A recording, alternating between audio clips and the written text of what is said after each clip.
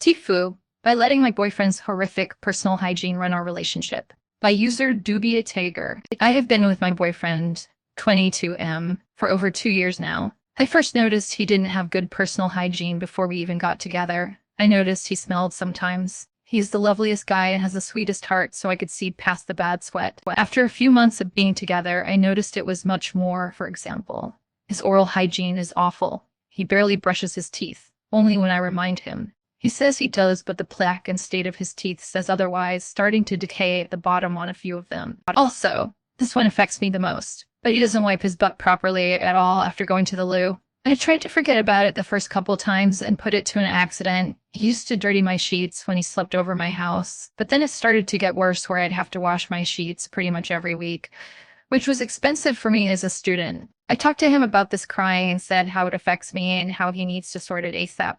This was 5 months into our relationship when I said this. We're over 2 years now and he still does it. I've had this conversation with him so many times I can't count. He says he will change it and that he's trying. To be honest, I have seen some improvement from what it used to be like, but it's still happening. He's a large guy, so I can understand it may be difficult to reach around there, but it's been too long.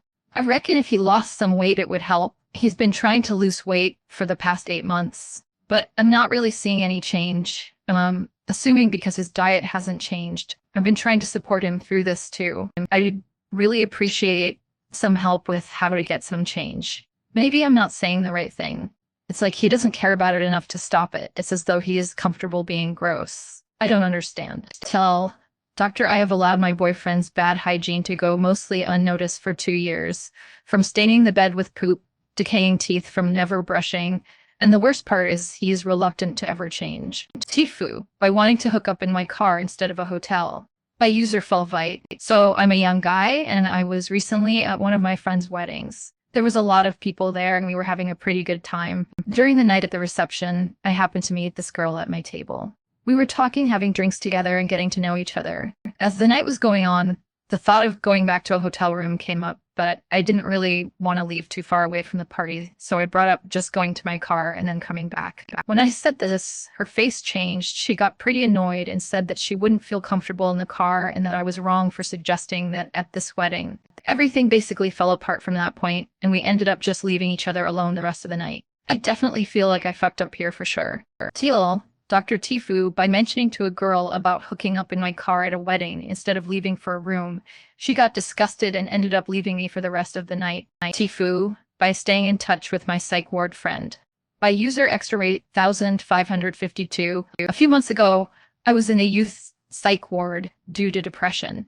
I met a girl who'd always listen and be super nice to me, but also tell me unsettling things like having abused animals in her childhood, being able to turn her empathy off, wanting to kill her parents, and stuff like that. I was bored and suicidal, thrilled by this unique friendship, and thinking nothing of it since we were locked in anyway. However, soon after my release, she successfully contested her court order and was discharged against medical advice. We continued to text after that. I realized I was the only person she could confide in and felt bad for her. She would tell me about how bad she was doing and about her suicidal thoughts. Until one day, she sent a voicemail telling me she was planning a whole rampage to kill all the people that had wronged her. Alarmed, I went to the police who, after questioning me, paid her a visit. They called me and said they didn't think she was a danger at all and was probably just angry when saying that. Naturally, she concluded that it was me who had betrayed her. But I tried my best to convince her it had probably been my parents who had checked my phone and reported it, and she at least pretended to believe me. Fast forward to today, I suddenly noticed a photo she'd sent without any context. When I clicked on it, my jaw dropped. It showed her posing with bloody hands and face, a lighter in her hand and a burning stove in the background. I concluded the worst and went to the police ASAP. After further questioning, they told me they had already known about it and that she had caused a decent fire in an apartment block and smashed some windows after a fight with her parents. Fortunately, no one besides her was hurt. They thanked me for providing them with further proof and told me she would probably go back to the psych ward. When I left the interview room, I honestly couldn't believe my eyes when I saw her sitting in the hallway, looking at the floor. Our gaze met, and I think we were equally shocked before I quickly walked away. I feel like I'm in deep trouble. Eventually, she will be released again, and there's no denying now that snitched on her.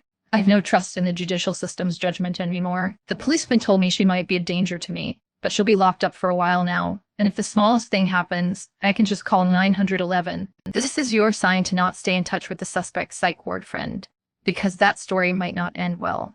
But I hope mine does. Still, Doctor, my friend that I met in the psych ward started a house fire and sent me a photo of it.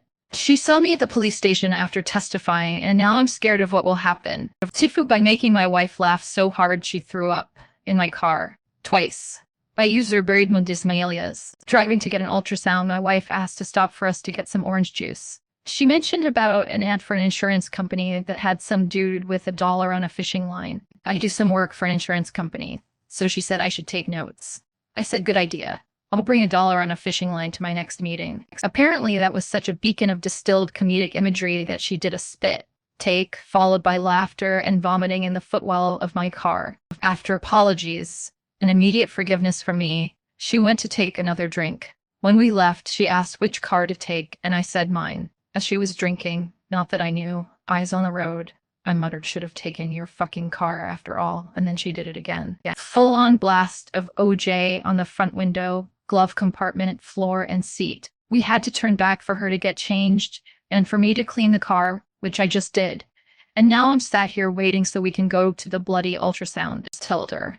Wife threw up and spat orange juice all over the inside of my car due to 2 B-tier jokes at best, which just clarifies what I always knew. She has very low standards. TIFU by paying off my wife's car by user Pups3. The wife and I sold a couple of spare vehicles, stashed the money in a separate bank that we used solely for our mortgage and a few auto pay bills. We've been debating for months about our camper. Do we sell it and get a new one or keep it and upgrade a few things? This conversation went on far longer than it should have. We decided to keep it, so consequently, we needed to purchase a new truck. Well, this decision produced more options, new or used, half-ton or 3/4 ton. We loosely decided on a plan: pay off her car, wait a month or so, and purchase a 3/4 ton used truck. Which leads to my fuck-up. I log into my auto financial account to verify the payoff amount, log into my secondary bank account to transfer money to that checking account, log back to my auto financial and schedule the payment. Perfect payment is pending. This morning on my into work, I swing by the gas station for my daily energy drink and breakfast burrito. Much to my surprise, my Apple Pay transaction is declined. Twice. That's weird. There's money in the account. I log into my primary bank account. This is our everyday paychecks deposited into bank account. And to my utter horror, I see an $18 deficit. I used the wrong account when scheduling the car payoff. Tell Doctor paid wife's car off with wrong account. Breakfast burrito purchase declined due to $18 deficit.